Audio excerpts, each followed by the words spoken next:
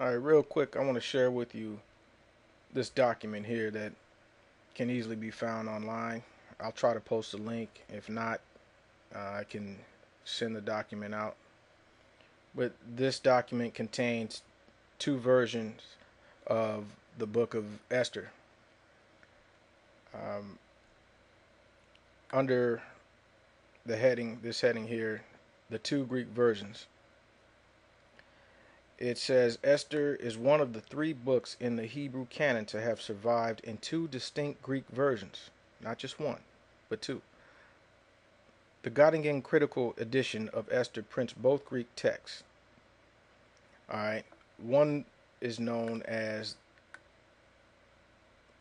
the Old Greek or OG, and the second Greek version is known as the Alpha text or AT.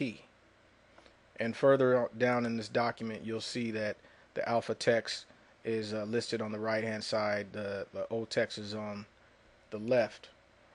It doesn't mean that the old text is any older just because it's called Old Greek or OG. Recent scholarship has challenged the traditional view that the old text of Esther was the first Greek translation made of the Hebrew, and that the AT or Alpha text was a later revision of it. Alright, so the old text most likely might not be older. Also, I just want to point out that the old text under translation profile of the Greek, it says of the two versions, the old text of Esther follows the Hebrew Masoretic text more closely. Alright. And when the 6 additional chapters are excluded, agrees with it semantically about 87% of its translation units and formally in about 62% of its translation units.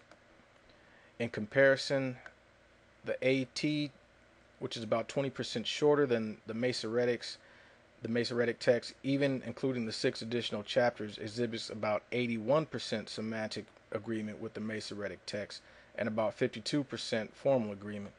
So the Alpha text doesn't have as much in common with the Masoretic text as the old text. All right, let's get on down to the scriptures at hand. Okay, you see on this side, Old Greek, and this side, Alpha. All right, let's do a search for the word Macedonian. Now we can see in the Greek, this in your Apocrypha, this part's listed under chapter 12, I believe. It says, Haman, son of Hamadathos, a Macedonian, in the presence of the king. All right.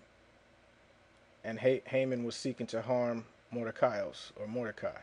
Now notice over here in the Old text, verse 17, it reads, but Haman, son of Hamadathos, a Bogian. All right.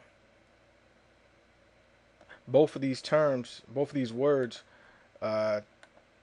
contain connotations of scorn, because the Macedonians were the arch rivals of the Persians during this era, and Bogian is a term of scorn.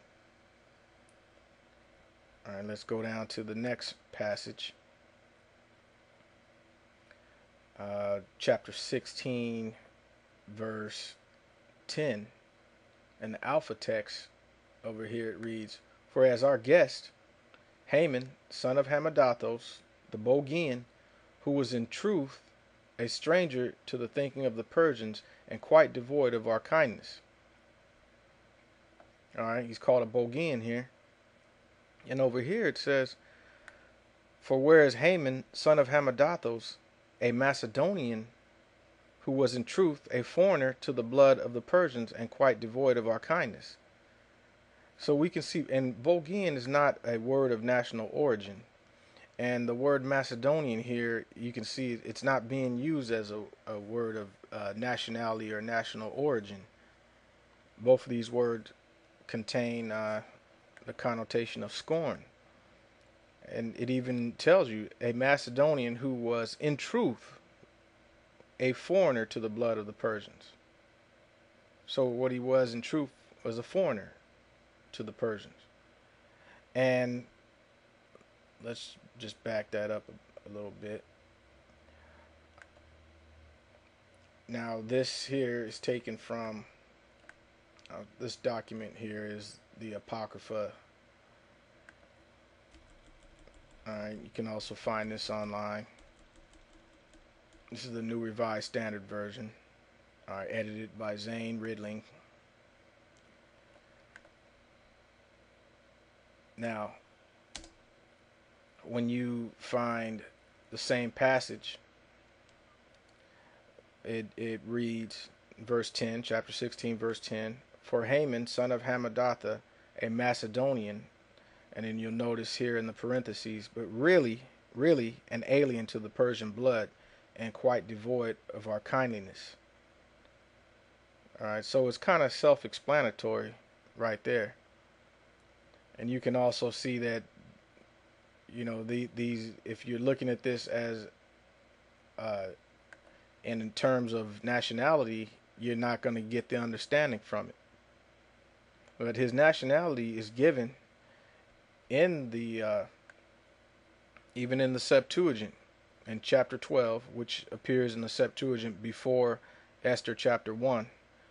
Chapter 12 verse 6 reads, howbeit Haman, or Aman, the son of Amalekites, the Agagite, which is a descendant of Agag, the Amalekite. It agrees with the statements made by Josephus that Haman was an Amalekite. You know, he was never referred to in a bloodline sense of being a Macedonian or a Greek. He was always known as an Agagite or Amalekite, which is an Edomite.